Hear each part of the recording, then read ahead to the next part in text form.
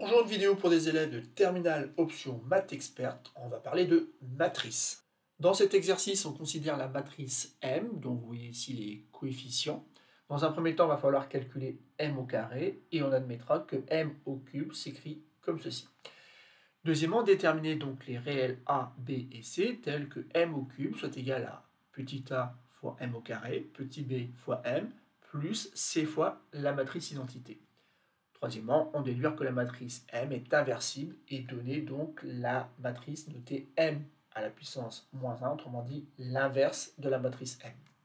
C'est un exercice très classique où il s'agit ici de calculer les puissances de matrices carrées et ce qui permet ensuite donc de déduire la matrice inverse de la matrice M.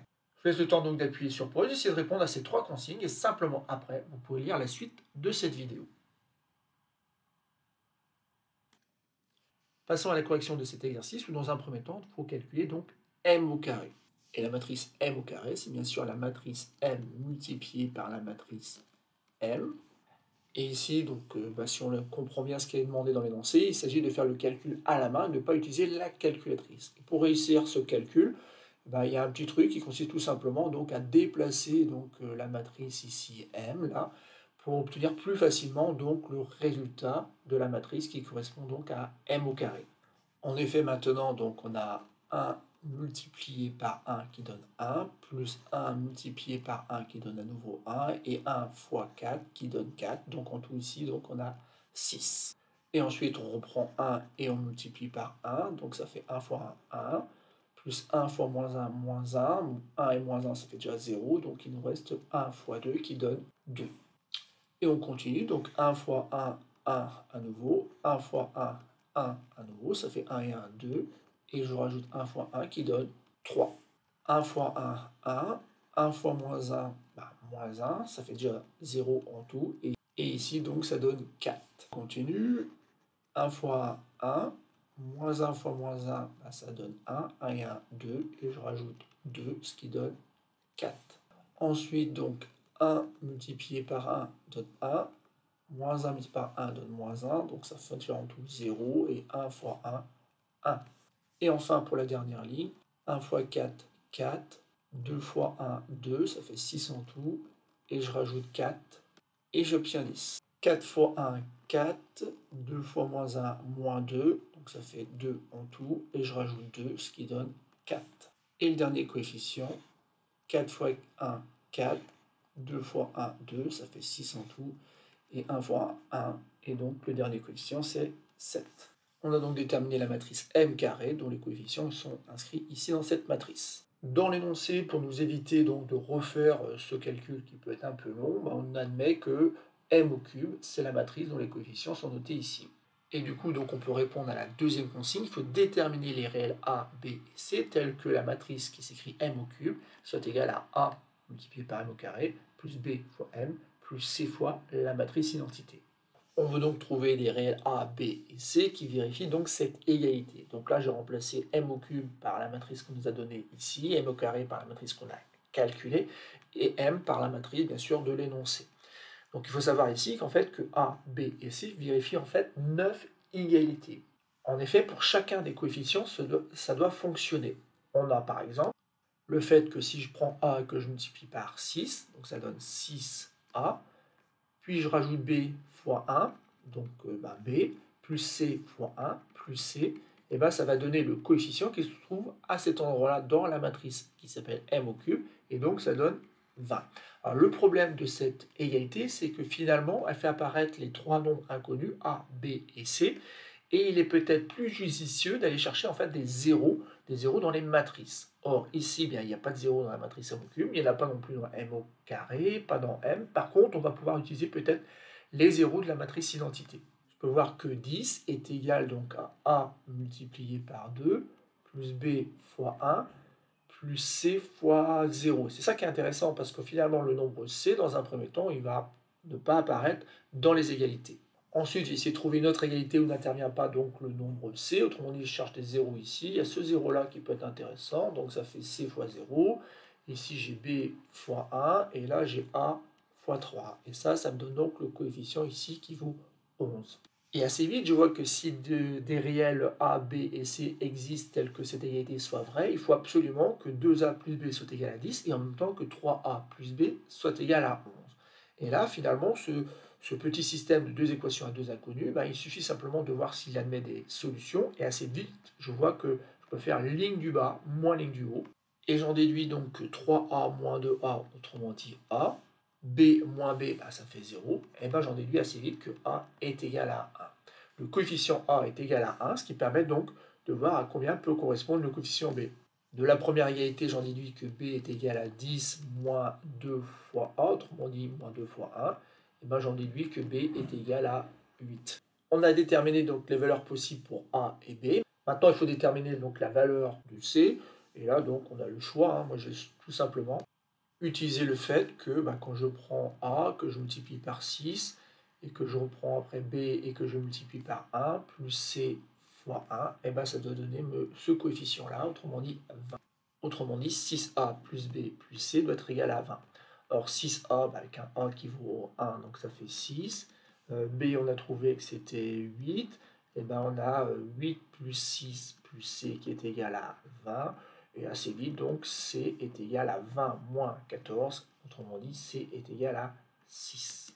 Alors attention, ici on a trouvé des valeurs pour A, B et C qui semblent fonctionner. Mais ensuite, il faut penser à vérifier que ça fonctionne bien. On doit vérifier qu'en prenant A égale 1, eh ben, on a bien M au carré, plus B fois M, autrement dit ici 8 fois M, plus C fois la matrice identité, qui est donc 6 fois matrice I3, et bien ça donne bien la matrice M au cube. Alors c'est une vérification qu'il faut absolument faire, puisque A, B et C ne vérifient pas les 3 égalités que j'ai choisies, mais 9 égalités en tout. Donc il faut vérifier qu'on a bien ce résultat-là. Et maintenant, on peut continuer l'exercice pour déterminer donc la matrice inverse de la matrice M. Alors, que doit-on faire ici? On doit faire quelque chose d'assez classique qui consiste à trouver une matrice M' telle que M multiplié par M' soit égal donc à la matrice identité. Et en même temps, il faut que M' multiplié par M soit égal à la matrice identité. Et donc, si cette matrice M', on va l'obtenir à l'aide de l'égalité qu'on a obtenue avant.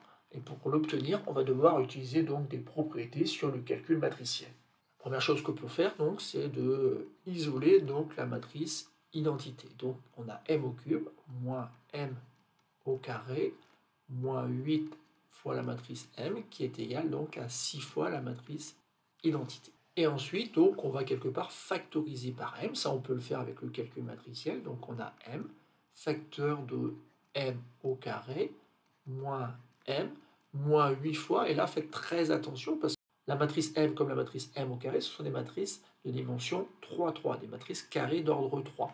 Et donc ici, on est obligé de rajouter le fait que ce n'est pas 8, mais 8 fois la matrice identité. M multiplié par 8 fois la matrice identité, ça donne bien 8 fois M. Et ici, donc, c'est 6 fois la matrice identité. Et là, quand on regarde bien, on n'est pas loin d'avoir justement ce que l'on souhaite. C'est-à-dire que M doit être multiplié par une matrice M', et ça doit donner la matrice identité. Sauf qu'on a encore ce coefficient 6 là qu'il faut faire disparaître. Et pour le faire disparaître, on va tout simplement multiplier par 1/6 de chaque côté. En effet, 1/6 fois 6, du coup, ça donne 1. Donc, on a bien la matrice identité. Et ici, donc, on a 1/6 multiplié par tout. Et ce qu'on peut faire, c'est quelque part de faire rentrer le 1/6 dans les parenthèses. En effet, c'est quelque chose qu'on peut faire à l'aide du calcul matriciel. Donc, on a un coefficient ici 1/6.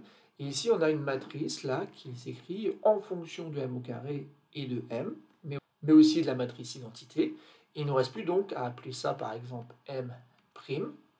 Et la matrice M', c'est une matrice carrée d'ordre 3 qu'on obtient en faisant ce calcul-là. Le coefficient qui se trouve sur la première ligne et la première colonne. On l'obtient donc en faisant 6, moins 1, moins 8. Donc ça fait 6, moins 9, ça fait moins 3, moins 3. Et donc le coefficient ici, sachant que bien sûr on a gardé le 1/6 devant. Ensuite j'ai 2, moins 1, moins 8 fois 0. Autrement dit, ici j'ai 1. Bon, je vous laisse le soin donc de vérifier que les autres coefficients sont bien ceux que j'ai reportés ici. Alors attention, la matrice M', encore une fois, c'est bien 1/6 multiplié par cette matrice-là. Alors ici, le 1 sixième, je vais le laisser devant la matrice. Pourquoi? Parce que autrement, je vais avoir des coefficients en écriture fractionnaire dans cette matrice. Très intéressant après quand on fait les calculs. Car ici, j'ai trouvé le fait que lorsqu'on fait m multiplié par m', ça donne la matrice identité. Mais il est intéressant de vérifier que ça va marcher aussi en changeant l'ordre des matrices dans le calcul matriciel. M' multiplié par m doit donner la matrice identité. J'ai donc ce calcul-là à faire en laissant le 1 sixième de côté pour l'instant. Donc ça fait donc moins 3 à multiplier par 1. Donc ça fait moins 3 plus 1 fois 1, donc plus 1. Ça fait déjà moins 2. Et je dois rajouter 2 fois 4, 8. Moins 2 plus 8, j'obtiens bien 6. Pour le coefficient d'à côté, donc moins 3 fois 1, moins 3. Et ici, moins 1, donc ça fait moins 4. Mais 2 fois 2, 4, donc ça fait 0.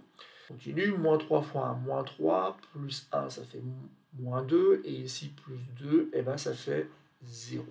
Et je vous laisse vérifier que, bien sûr, ici, on va voir 0, 6, à nouveau 0, là, c'était bien 0, et là, on a 0, 0, 6. Autrement dit, on a 1 sixième multiplié par cette matrice qui donne bien la matrice dont les coefficients diagonaux sont tous égaux à 1, et les autres coefficients sont 0. Autrement dit, c'est la matrice identité.